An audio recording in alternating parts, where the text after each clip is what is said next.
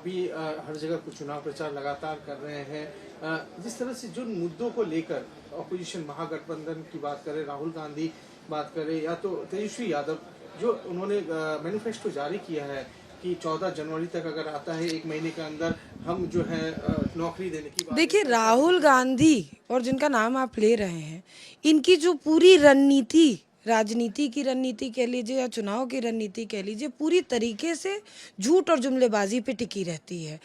हम लोग अक्सर 2005 के पहले का बिहार और 2005 के बाद के बिहार की बात करते हैं। हम 2020 में चुनाव लड़े और 2020 के बाद की बात करते हैं। 2022 से 23 17 महीने के लिए कौन था सरकार में? अगर इनको ये जन कल्याणकारी योजनाओं को धरातल पर उतारना था तो इन्होंने तब क्यों नहीं प्रयास किया?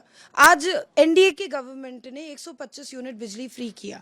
आप 50 यूनिट बिजली ही फ्री कर देते कम से कम, लेकिन तब आपको ये ख्याल नहीं आया।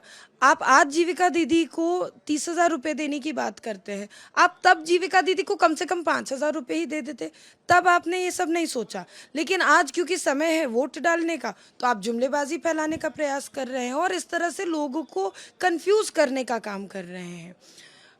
साथ ही साथ दूसरी बात, जो ये आरोप लगाते कि आज चुनाव का समय है तो एनडीए की सरकार ने इस तरह का योजना को धरातल पर उतारा है, मैं स्पष्ट बोलना चाहती हूँ कि जीविका दीदी की जो योजना है वो सालों से चली आ रही योजना है। समय के साथ अगर इंसान परिवर्तित होता है तो समय के साथ योजनाओं का परिवर्तित होना भी अति आवश्यक है। पहले सड़कें नहीं थी, आज सड़कें आ गई तो लोग टमटम छोड़ के, टांगा छोड़ के गाड़ी से चलने लगे। ठीक उसी तरीके से ये परिवर्तन लाया गया है।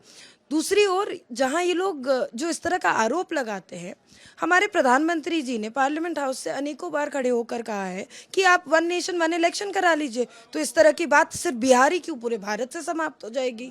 लेकिन तब तो आप नहीं आते हैं आगे कि वन नेशन वन इलेक्शन में हमारा साथ दे दीजिए, लेकिन आप इस तरह की जुमलेबाजी की बात करते हैं। जो इन्होंने घुसपैठिया बचाओ रैली निकाली थी लगभग 1.5 महीना 2 महीना पहले, ये लोग रैली निकाल के जब सभा स्थल पे जब समापन पे पहुंचे तो इन्होंने घुसपैठिया बचाओ रैली को छोड़ के अपने भाई को भगाओ रैली निकाल दी।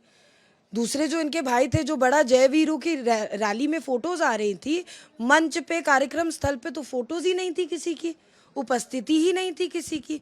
उसके बाद जब और लोग आगे बढ़े, जब समय और नज़दीक आने लगा तो कुछ लोग इसमें से विदेश चले गए यात्रा पे। अरे भाई, आपको भारत की बिहार की बात करनी है तो आप भारत और बिहार में रहकर कीजिए।